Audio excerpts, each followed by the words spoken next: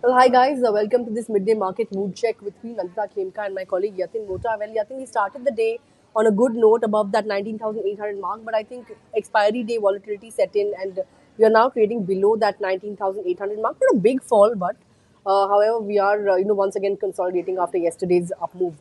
Strength in broader markets, mid and small caps are outperforming the benchmarks. Of course, what's leading strength, sectorally is the pharma pack. That's up 2.5%. Thanks to Cipla, I think that has surged somewhere around 9% after a great set of numbers. PSU banks, on the other hand, are also doing extremely well. Let's take a look at some of the gainers on the Nifty. Cipla, Divi's Labs, Dr. Reddy, Sun Pharma, all these companies, top five, most of them are from the pharma pack. Hindalco, on the other hand, is the other one that is gaining. On the losing end, of course, M&M, that stock slumped somewhere around 6% on the back of the stake buy in RBL Bank. We'll talk about that later. But aside of that, Britannia, Tata Consumer after the numbers, Tech Mahindra, of course, after dismal set of numbers in the first quarter. You have Nestle. I think the numbers are pretty much in line, but I think it's the volume growth that disappointed, which is why Nestle is also in the red. It's of course the M&M, M&M that is dragging the auto pack lower, which of course is the top sectoral loser. So let's talk about M&M in greater details. It has said that it has bought a 3.5% stake in RBL Bank, and it intends to up the stake to 10%, right? Yeah. But for that, I think above 5%, they will need approval from the RBI. But what's disappointed the street is the fact that they have already exited all the non-core investments, and now they have gone ahead and bought RBL Bank stake, which is of course a non-core business for them, and that is something that has caused concerns over capital allocation. And of course, the fact that they hadn't really disclosed it earlier, the stake buy. So that is something that is weighing in on the stock price of M&M. Cipla, great set of numbers, stock reacting to that. But, a lot of upgrades coming in. Jefferies has upgraded the stock to a buy, target raised to 1,200, 10 rupees from 900. In fact, FY24 to FY26 EPS estimates have been increased by 12 to 20% by Jefferies on Cipla. Of course, and talking about Dr. Reddy's, even that has had strength in the US business on the back of cancer drug. And because of that, Jefferies has increased its FY24 to FY26 EPS on this stock by 9 to 11%. So, Pharma Pack, of course, doing extremely well. Axis Bank under pressure. I think margins were at a 3-quarter low, and watch list also saw some bit of an increase because of that, operationally weak quarter for Axis Bank.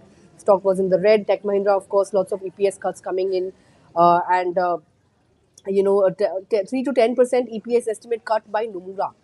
And of course, stock was in the languishing in the red. Aside of that, let's talk about all the mid caps. So you take it away for that. Yeah, so if you look at the mid cap end of the market, quite active, and the pharma stocks are active. Obviously, Cipla, Aurobindo, all of these stocks are moving in trade ahead of results.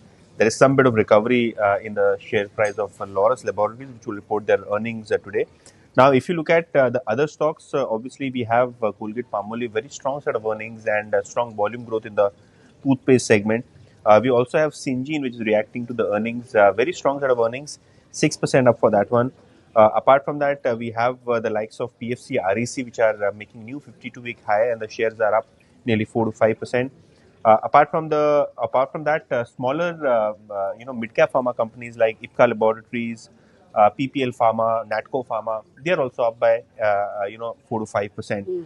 Now, if you look at the losing end of the market, we have the railway stocks which have seen some panic selling today because the government of India has announced an OFS for RVNL.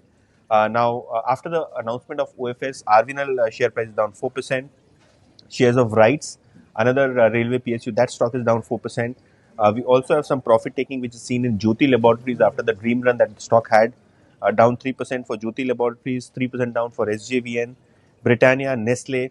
All of these FMCG stocks are facing some bit of pressure in trade today. So, when it comes to the mid-cap, large-cap end of the market, mixed reaction, especially for the result boys.